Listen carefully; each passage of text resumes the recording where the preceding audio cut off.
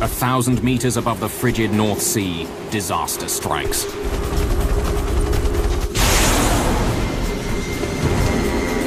A helicopter is crippled in the middle of a sudden storm. The pilots struggle for control as it sinks helplessly towards the sea. They're far from land, off the radar screens. No one knows exactly where they are.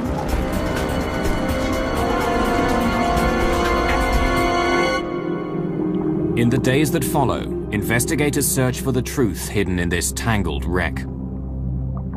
The cause of the crash shocks those involved and reveals a hidden danger that reaches far beyond the North Sea. 3,000? Here.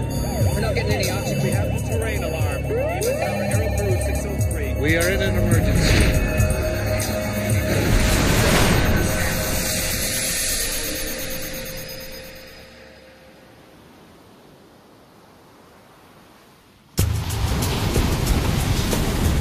The need for oil drives men to some of the most unpleasant places on Earth. This is one of them.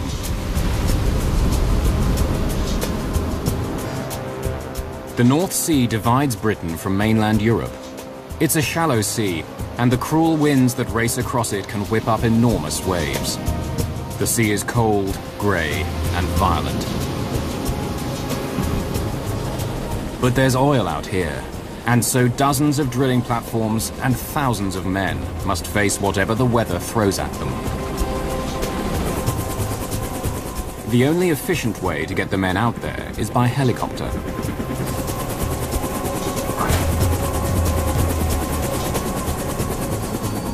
The flights are rough and long, up to 500 kilometers each way. After years, the trip has become largely routine. The danger below forgotten by many. What was that?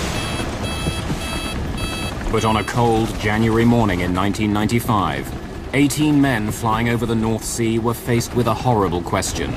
Mayday, mayday, mayday! Tail rotor failure! Ditching! Could they survive in this extremely hostile environment? Oh, God! Oh. January the 19th, 1995. Commander Sed Roberts and First Officer Lionel Sole work for Bristow helicopters in Aberdeen, Scotland. Their job is to ferry oil workers out to the oil platforms in the North Sea. By mid-morning, they've completed one trip already and are getting ready to head back out. Their helicopter is Super Puma 56 Charlie. While it's being checked out and refueled, Flight Officer Sole checks the flight logs, and Commander Roberts goes through the weather reports, which are updated every 2 hours. Oh, weather's okay. Good for January. This is where they're heading, the North Sea. The discovery of oil here in the 1960s was a shot in the arm for the British economy. Brent crude, as the oil is known, is a light, sweet crude, ideal for turning into gasoline. And its price is a benchmark on the international oil market. It helped turn Aberdeen, the Scottish port city closest to the oil rigs, into a boom town, the European oil capital. All the leading oil companies have offices here. The city is focused on getting the black gold ashore. Because the rigs are so far offshore and the weather so unpredictable, helicopters are the only way to reliably ferry workers back and forth. Hundreds of thousands of people make the trip every year. The Super Pumas are one of the workhorses of the North Sea oil industry. Used around the world by industry and military, they're durable, tough, and made to withstand the elements. There are more of these helicopters flying offshore here than anywhere else in the world. The passengers heading to the platforms today gather in the heliport's departure lounge. They all work for the Texas company Marathon Oil. The North Sea has scores of oil fields. They're divided up between several countries, including England and Norway. The governments then sell the rights to drill to a variety of oil companies. Marathon operates 3 platforms in the so-called Bray field: Bray East, Bravo, and Alpha. North Sea oil platforms are like cities that never sleep. They stand on the seabed, held up by enormous legs made of either metal or concrete. Below each one, pipes snake out to the seabed. Some punch straight down, others fanning out at an angle for up to several kilometers. The same platform may be extracting both oil and natural gas at the same time. Out here, you're surrounded by the sea, with nowhere to go. The weather is often horrible, and the work on a rig can be rough, dirty, and dangerous. It's difficult to find and retain the skilled workers needed to pull the oil from the sea, so the platforms are built to keep the workers happy. Movies, internet cafes, gym equipment, even great food are all provided by management to ensure the men are entertained.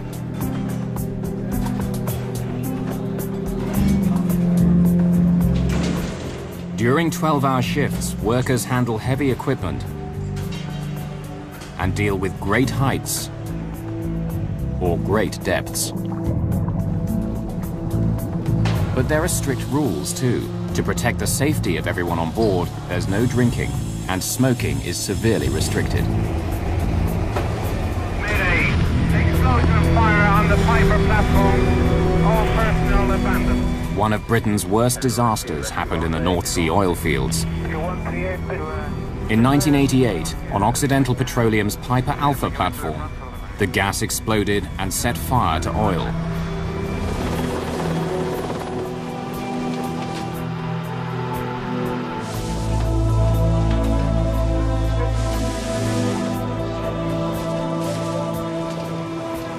167 men died. The potential for disaster is never far away. But on this January day, the Marathon oil workers prepare as they always do. All 16 are scheduled to spend 2 weeks on Marathon's Alpha platform, followed by 2 weeks off. To these men, getting to work has become routine. But getting a ticket on this flight calls for something a little out of the ordinary.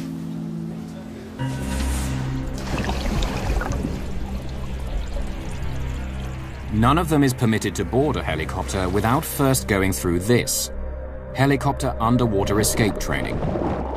Their lives may depend on knowing how to get out of a submerged helicopter or oil rig, and knowing what to do once they find themselves in the chilly North Sea. Several accidents over more than 20 years have driven home the point. Training may help a worker survive.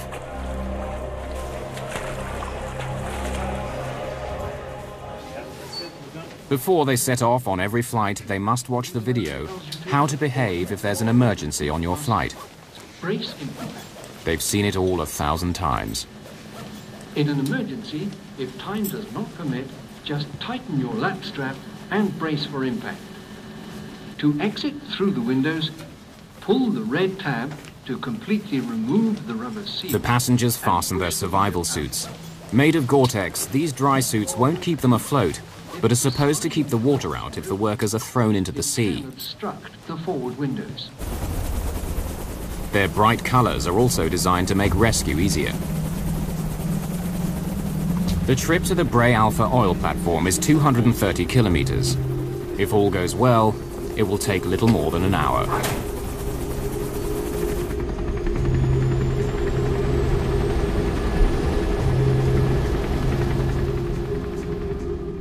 Then, 120 miles out, they'll reach an area called the Gate. That's where all the helicopters split up and go their separate ways to the individual oil platforms. Bray Alpha is about 40 kilometers from the Gate. For part of the journey, the radar operators at air traffic control in Aberdeen won't be able to see them. The reason why we lose low-level radar coverage out over the North Sea is, in essence, because the Earth is round. As a helicopter's flying outbound to an oil rig, it's actually following the curvature of the Earth. But radar pulses travel in straight lines, which means that as they travel further and further away, a gap opens up between the surface of the Earth and the radar waves. If an aircraft flies into that gap, then it'll disappear from radar. In the case of Aberdeen, a helicopter operating about 2,000 feet will disappear into that gap at about 80 miles. It's a black hole, which Super Puma 56 Charlie is now entering. The helicopter and the 18 men on board are over halfway to the rigs, and from this moment on, no one knows exactly where they are. 56 Charlie is a Super Puma helicopter serving the North Sea oil platforms off the coast of Britain. It's halfway through a long flight carrying 16 passengers to the Bray Alpha oil rig. The crew is getting concerned about what they see on their weather radar. The forecast called for scattered clouds, but the weather is changing fast. What do you think about this cloud? It's quite thin. Yeah, but look, we're getting some cumulus too. It's quite small, about 100 yards across. Yeah, but it's developing a bit. Cumulus are puffy white clouds like balls of cotton wool. They're beautiful to look at and usually harmless. They only last between 5 and 40 minutes. But helicopter pilots prefer to go above them if possible, because the air inside and below gets very bumpy. Let's try to climb above it. Go to 5,000 feet. Right.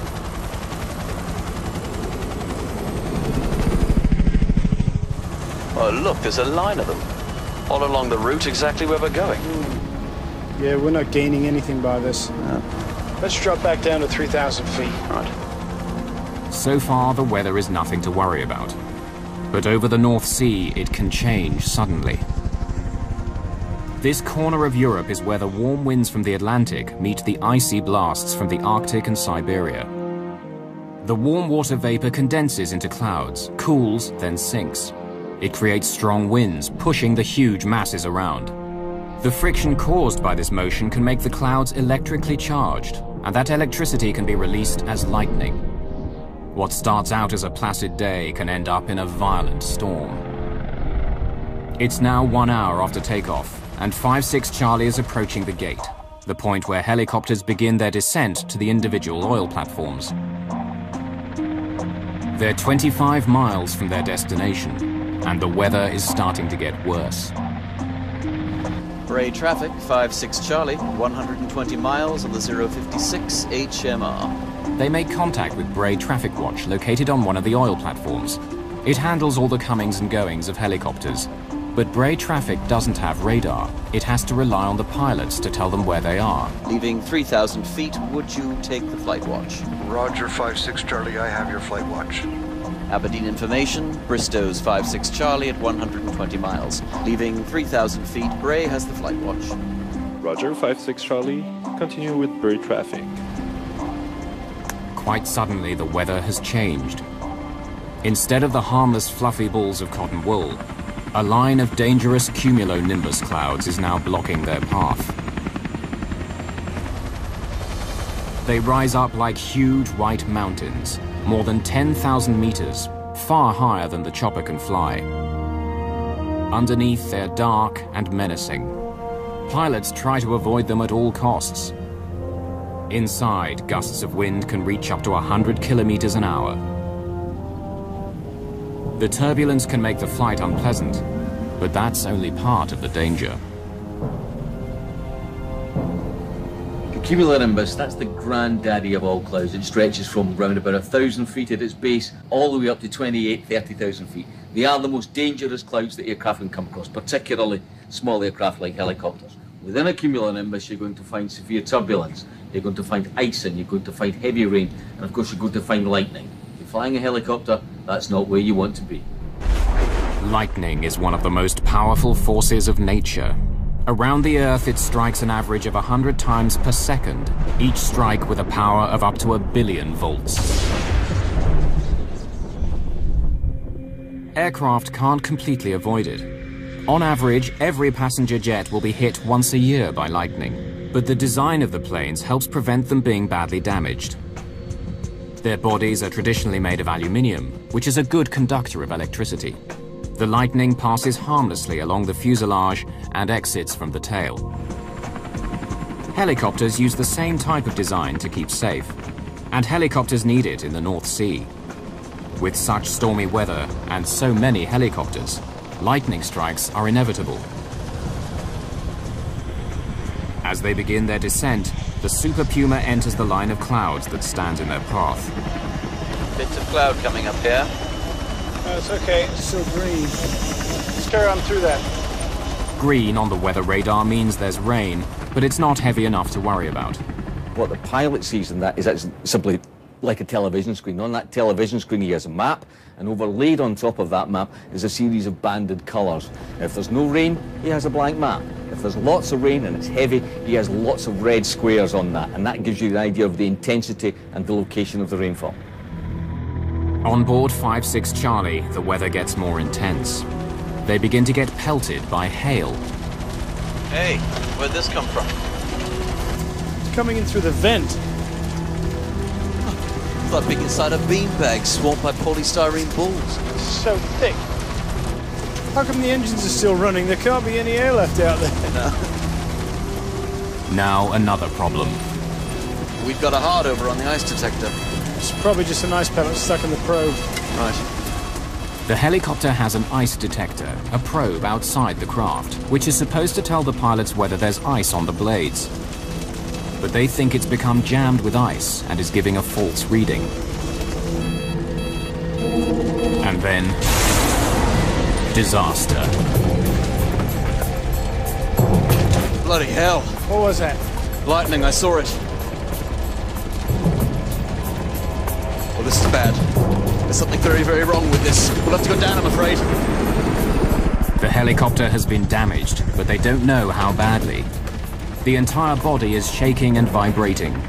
The crew's first instinct is to get down to a lower altitude in case the worst happens and they fall out of the sky. Mayday, Mayday, 5-6 Charlie, lightning strike, severe vibration. Mayday, Mayday. 40 kilometers away, another helicopter is about to leave an oil platform. Commander Brian Backhouse is loading passengers onto 5-6 Bravo and preparing to fly back to Aberdeen. That's everyone. All set. Suddenly, the loading officer hears Lionel Sol's Mayday call on his radio. Mayday, Mayday, 5-6 Charlie, lightning strike. Hear that, Mayday, 56 Charlie! Gentlemen, my apologies, but we have to disembark you. We have an airborne emergency on a sister aircraft. Backhouse hurriedly unloads his passengers. He intends to help if he can. Meanwhile, a gale is steadily building up, with winds in excess of 70 kilometers an hour. The seas are mounting. The crew of 5-6 Charlie are struggling to keep control of their crippled helicopter. After the initial flash, though, the situation hasn't got worse. The Grampian Freedom is a standby ship positioned near the oil rigs to give oil workers a way to escape if anything goes wrong. Her skipper, John McInnes, hears the helicopter's distress call. We increased the speed to full speed ahead. Everybody was informed about the vessel and told to get ready for survivors to be taken aboard. Back on the Bravo platform, what was a routine flight for Brian Backhouse is about to become a rescue mission. He intends to find the stricken helicopter and nurse it to safety. If it crashes into the sea, he'll direct rescue ships to the spot. But they're not sure where to go. Let's go to the gate and proceed from there. At least they have a starting point. The Grampian Freedom doesn't know where to go either. They're getting conflicting messages about where 5-6 Charlie is. The helicopter's tiny size and the rough seas make it hard to find. On the damaged helicopter, Commander Roberts briefs the passengers. Gentlemen, you are obviously aware of the severe vibration. We've had a lightning strike, so please pull up your hoods, zip up your suits, and prepare for a possible ditching. Countless hours of training is supposed to have prepared all on board for a moment like this. In a real emergency, how many will remember it? 1,200 feet. We're still flying. Let's try to make it to Bray Alpha and land there. Their destination, the Bray Alpha platform, is now only 11 kilometers away. 3 minutes have passed since the explosion, and things don't seem to be getting any worse. I'll just try a few small inputs, make sure everything's working.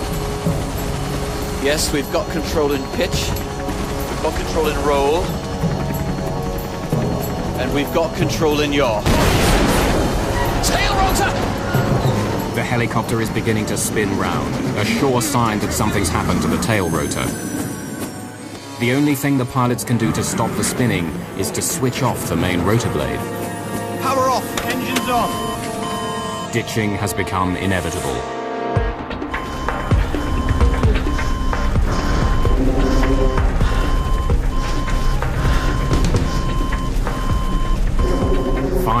Charlie is falling fast, more than 600 meters a minute, with the main rotor acting like a kind of parachute, the blades being turned only by the air that rushes through them. Mayday, mayday, tail rotor failure, ditching. Brace for emergency landing. At this speed, they're about 40 seconds from hitting the North Sea. The other pilots in 5-6 Bravo are searching in vain. There's no sign of 5-6 Charlie in the sky or in the water. Then they hear another distress call. Mayday! Mayday! Tail rotor failure! Ditching! Mayday, mayday, mayday. Relaying for 5-6 Charlie. We have a suspected tail rotor failure. He is ditching. Commander Backhouse in 5-6 Bravo knows that he is closest to the stricken helicopter. Everything depends on him. But he's not equipped to locate the distress beacon 5-6 Charlie will use when it ditches. All he can do is search mile after mile of grey sea. Back on the Grampian Freedom, the crew begins searching the sea as well as the sky. But they know 5-6 Bravo can cover ground more quickly than the enormous, slow-moving ship. They do what they can and wait for better directions. Floats, floats, I can't find the floats! I got it, just keep it at trim angle. Right. The pilots of 5-6 Charlie are about to attempt one of the most difficult maneuvers, ditching or landing in the middle of the heaving sea. Floats under the helicopter are meant to keep it from sinking. If they're deployed too soon before touchdown, the chopper may lose what little stability it has and topple over. Too late, and they won't inflate completely. Instead of riding the waves, the helicopter will sink below them. There's no second chance.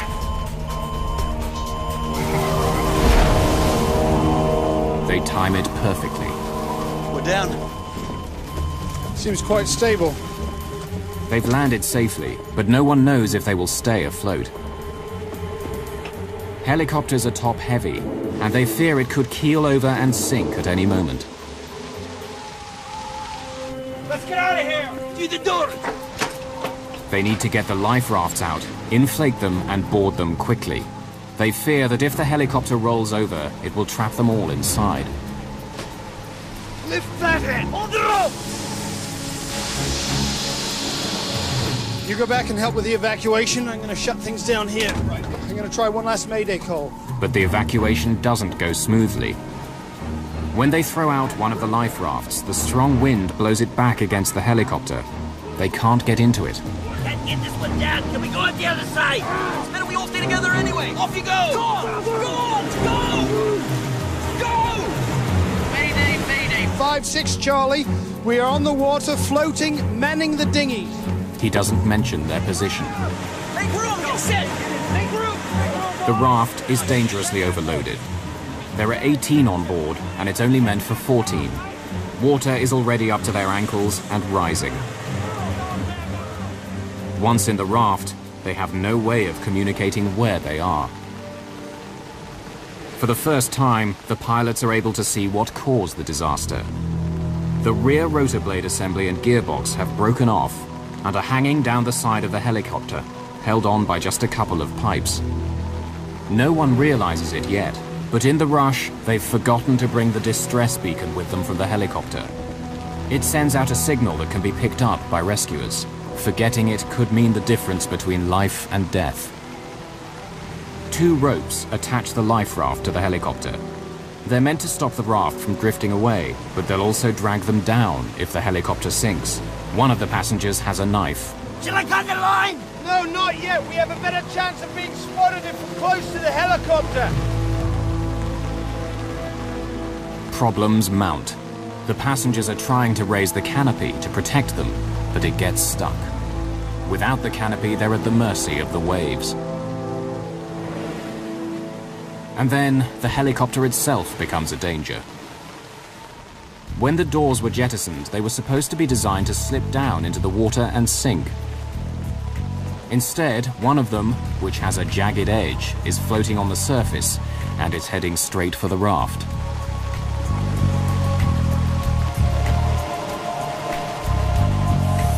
The life raft has been punctured by the floating door. Come on, Bill! Bill, with everything you got, we're gonna sink! No, don't worry about it. We're not gonna sink. We've got double-layer rubber tubes here filled with air! It cannot sink! One wave and we're under! No. The pilots do their best to put on a brave face. There are other helicopters and ships out there! They know we're down! They heard our Mayday! The overloaded life raft is getting lower and lower in the water. Inside, it's already waist deep. Now the pounding waves are pushing them beneath the sharp edges of the drooping helicopter blades. We need to get some distance! We'll have to cut the line! There are supposed to be 2 safety lines connecting the raft to the helicopter. One short, one long. But the long line is broken. The long line's been cut! It's been shredded!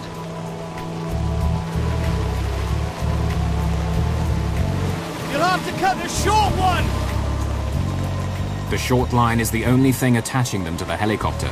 If they cut that, they'll quickly drift away, a tiny raft full of men at the mercy of the sea. But if they don't cut it, the jagged edges of the helicopter could tear their life raft to shreds and sink them all. 18 people have scrambled aboard a life raft after their helicopter crashed into the North Sea. The raft is overloaded. It's been punctured by the jagged metal edges of the helicopter door and is getting lower and lower in the water. They have to get away from the helicopter.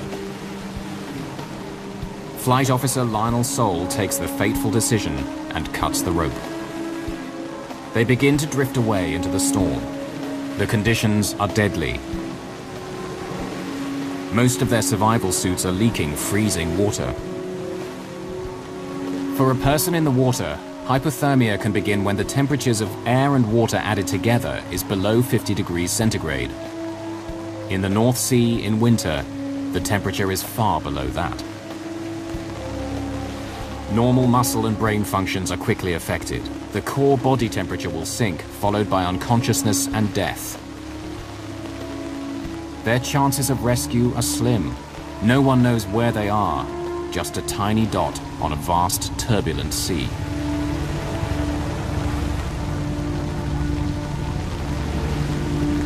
Quiet! Quiet! I hear something! There's a helicopter! The men are desperate. This could be their last chance. Quickly! Pass me those flares! The flares! In the pocket behind you! Spot a flare, you flying bastard!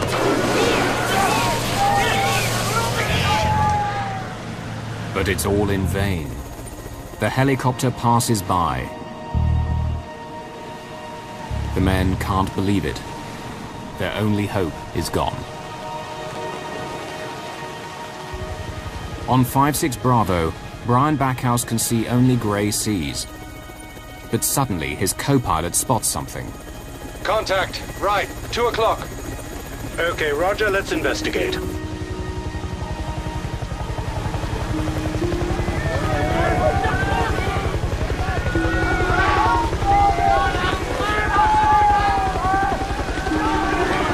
Target. Contact. Target confirmed. 56 Charlie. Stand by for position report. Like a guardian angel, 5-6 Bravo hovers directly above the survivors for over an hour, directing rescue boats and aircraft towards this tiny speck in the ocean. He came in and hovered fairly close because he wanted to count the number of people on board the life raft. So for a while he was right over the top of us and blowing us around a bit. But as soon as he'd gotten the information he wanted, he backed off and he was just marking the position for the rescue craft to find us. First to arrive is the Grampian Freedom. We had lookouts posted all around the vessel, some on top of the bridge, on each wing of the bridge. A helicopter came and it started crisscrossing our bow, which is not our procedure in that kind of situation. Almost a mile away from the raft, the Grampian Freedom launches its fast rescue boat. The boat sets off at full speed to the rescue. The rain and waves make finding the raft difficult. Hey! There's a boat! It's coming! No, don't think it! Relax, boys, they know what they're doing! Let's go! Quickly, go! The rescue boat throws a lifeline to the stranded men, and they begin pulling themselves to safety. But there's another challenge ahead their training hasn't prepared them for. We reached the standby boat, and you're looking at the hull, a huge steel hull. You said, I'm never going to get up there. But the crews are well trained. They wait for the swell to go up and down in the right motions. And they have a large net hanging down the side of the boat. And they said, we're going to come alongside, we'll be on the top of the wave, and when we shout jump, you jump and grab the net. Don't look back because we'll be gone. We came alongside, high up on the wave, grabbed the net, the wave went back down, they were away and they pulled off, and we just climbed the last few feet over the side onto the Grampian Freedom. Later that day, a rescue helicopter winches up 14 of the survivors and flies them back to Aberdeen. 4 of the men, however, never want to travel in a helicopter again, so they refuse to leave the Grampian Freedom.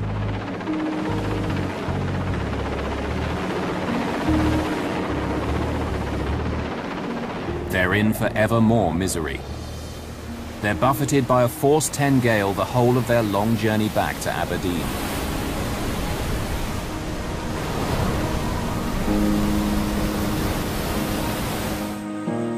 Through their skill and against all the odds, Cedric Roberts and Lionel Sole have saved the lives of all on board.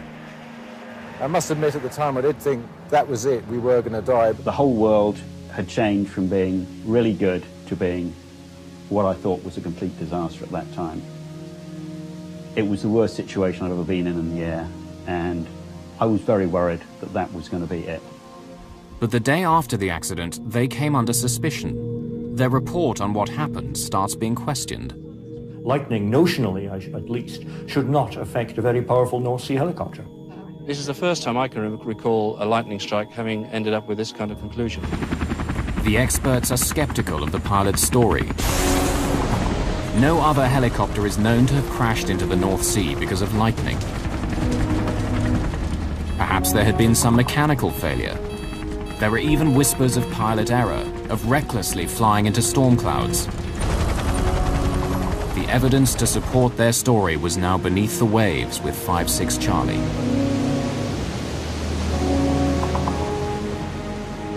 The Air Accident Investigation Branch, Britain's air crash detectives, begins searching for the truth. It may look like a rig, but the Stay Dive is actually a ship, mostly used for servicing oil platforms.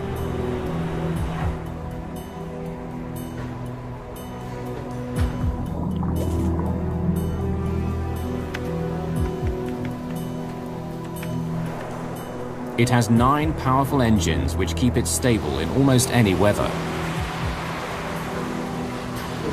And it carries miniature submarines for underwater exploration. A day after the accident, it's brought in to find and raise the missing helicopter from the bottom of the North Sea. The investigation gets off to a good start. Within a day, the television cameras on board the Stay Dive's 2 submersibles locate what's left of 5-6 Charlie on the seabed. But raising it is a different matter.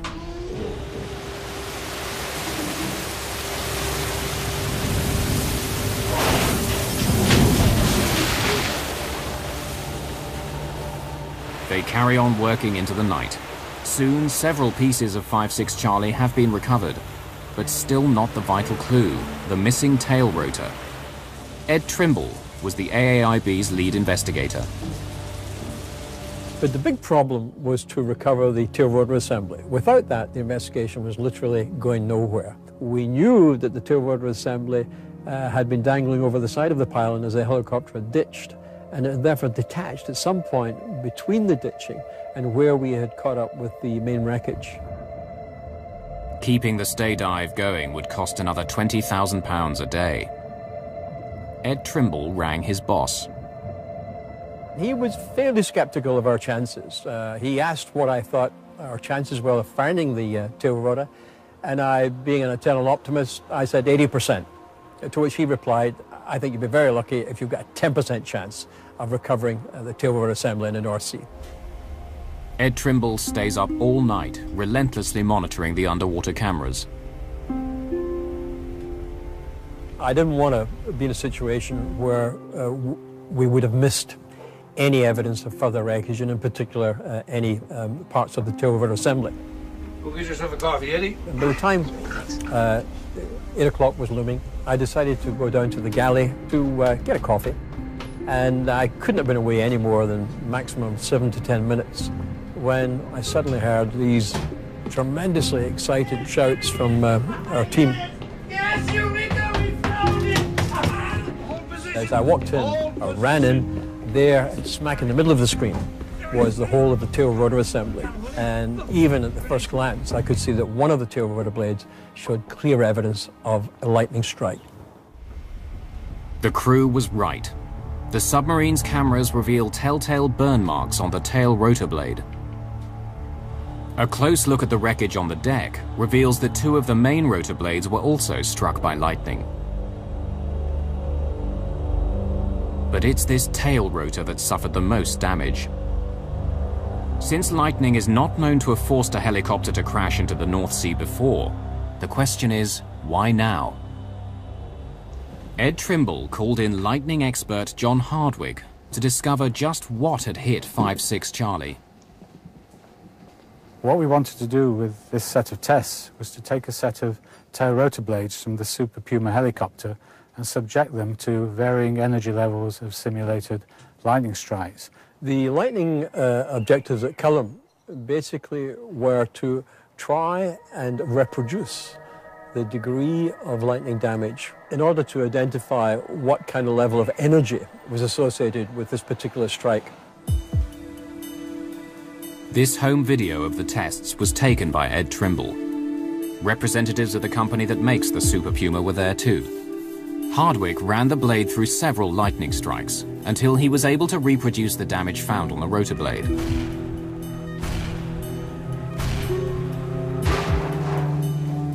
To do it, he had to generate a simulated strike of enormous power.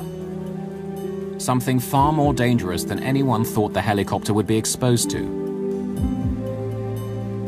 Something that wasn't supposed to happen over the North Sea.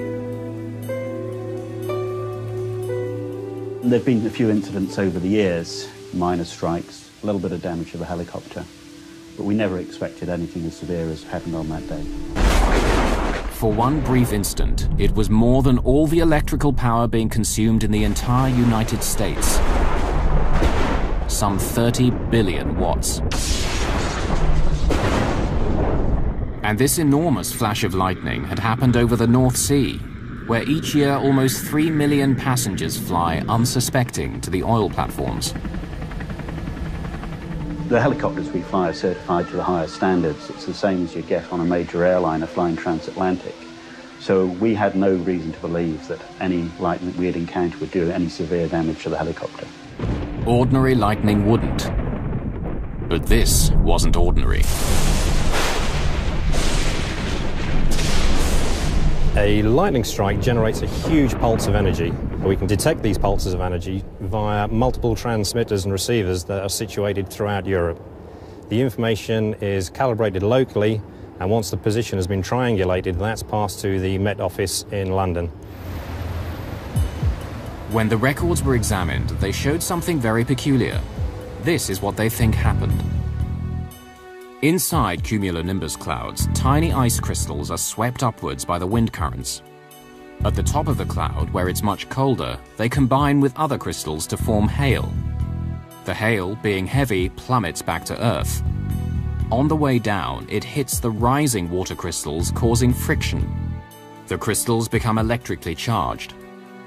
On that particular day, there was very little in the way of indication that there was any significance in these clouds. We're flying along, everything just seemed very normal. We went through what seemed to us, by comparison to what was around that day, a fairly small cloud. But there was suddenly a lot of snow and ice pellets in the air. I've never seen as much in the way of soft hail pellets in my whole flying career. And the worrying thing was that immediately we knew that obviously there was a high level of energy in that cloud to produce that amount of soft hail, which also meant there was a high chance of there being lightning there. But by that time it was too late. When a helicopter enters the cloud, the sharp tips of its whirling rotor blades cut through these crystals, causing more friction, more electricity, until it's all released in a blinding flash. The records showed that the flash which hit 5-6 Charlie had been the only one recorded over the North Sea that day, caused almost certainly by the helicopter itself.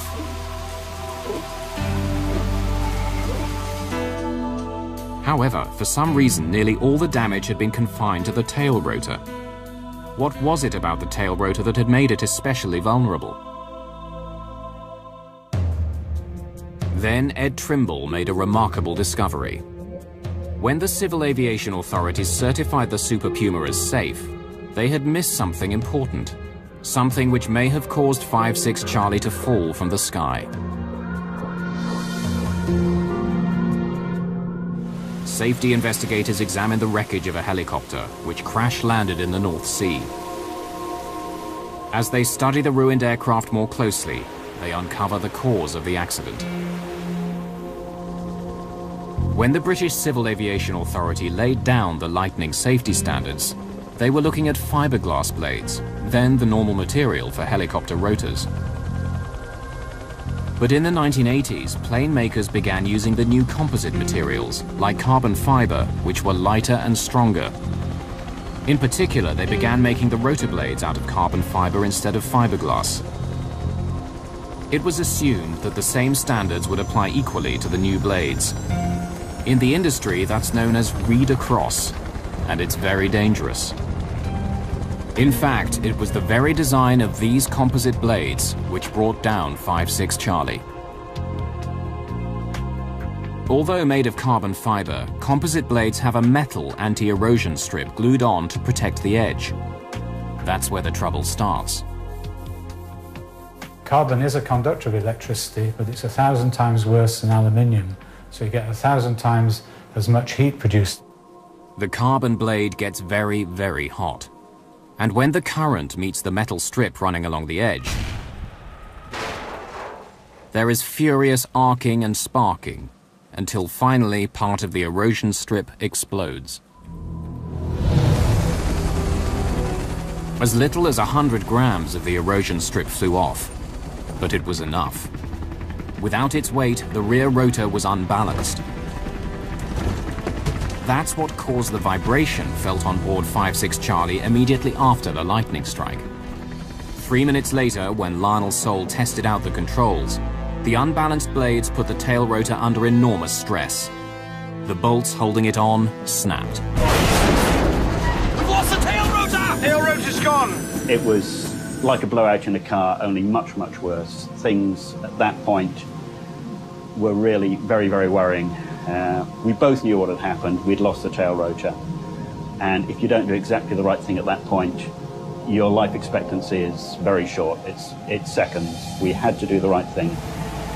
We managed to point it into wind, and there was quite a big sea building up. And at 100 feet, I pulled back on the stick to flare the helicopter, slow down its rate of descent, and we were very fortunate at that point. A nice friendly wave came along, and as I leveled the helicopter, a wave came up. We sat on the top of it, and we went down, and it was one of the best landings I've ever done, but that was luck more than judgment. As bad as it was, it could have been worse. The two hydraulic pipes connecting the assembly to the helicopter did not break. These two small diameter pipes had held the mass of the gearbox and tail rotor assembly dangling over the right side of the pylon. Without the weight of the rotor assembly, the helicopter would have tipped forward. Had that tail rotor gearbox and tail rotor assembly completely separated from the helicopter, then all 18 lives would have been lost, because the helicopter would have pitched down irrecoverably and gone into the North Sea. The investigators found the answer to the mystery of a helicopter crash, but they stumbled across a bigger problem, one that affects every air traveler. Investigators believe that 5-6 Charlie's violent end was caused by a savage lightning strike greater than anything it was built to withstand. And when the lightning hit, it exposed a problem in the carbon fiber blades that made them vulnerable. The tremendous heat created where the carbon fiber met the metal erosion strip could occur again. And the same type of violent reaction could hypothetically take place in any aircraft that has carbon fiber mixed with other materials. Increasingly, aluminium is being replaced with carbon fiber. The world's largest plane, the A380 Airbus, for instance, has over 20%. What will happen if these planes encounter a monster lightning strike? This was the investigators' biggest concern arising out of this Super Puma accident. The findings were unexpected and treated with some skepticism. Though the tests indicated that an unexpectedly large lightning strike hit 5-6 Charlie, Britain's Civil Aviation Authority refused to accept it. No action was taken to increase the safety standards that these helicopters must meet. I thought that the reaction was poor. There seemed to be a real reluctance on their behalf to accept the evidence. If Britain's air crash detectives are right, there is a real concern facing air travelers. Flashes of lightning far greater than aircraft are supposed to encounter are possible. And aircraft made of newer composite materials are at increased risk. For the Super Puma, though, the lessons have been learned. The design of the rotor blades has been vastly strengthened. The erosion strips are now secured with heavy bolts, and pilots have been instructed to give storm clouds a wider berth. The men who must fly these machines to work are prepared to accept the risks. Well, I think the morning we ditched, we were very, very fortunate, because the outcome could have gone horribly wrong. But we survived. We got home. My feelings of that morning was this could never happen to me. Now, when I fly in a chopper, especially in the winter time, if it's going to be buffed about with wind, I sometimes get in the back of your mind, this can't happen to me again. But we've all a choice. We've all a choice either to stop or we carry on. And I'm still there 25 years later, still learning a living. The crash of 5-6 Charlie was a hair-raising incident that could so easily have ended in tragedy. In the winter of 1995, the skill of Commander Ced Roberts and Flight Officer Lionel Soule saved the lives of their 16 passengers. Roberts and Soule receive an award for their work. The Guild of Air Pilots and Air Navigators recognized their skill and bravery in the emergency landing.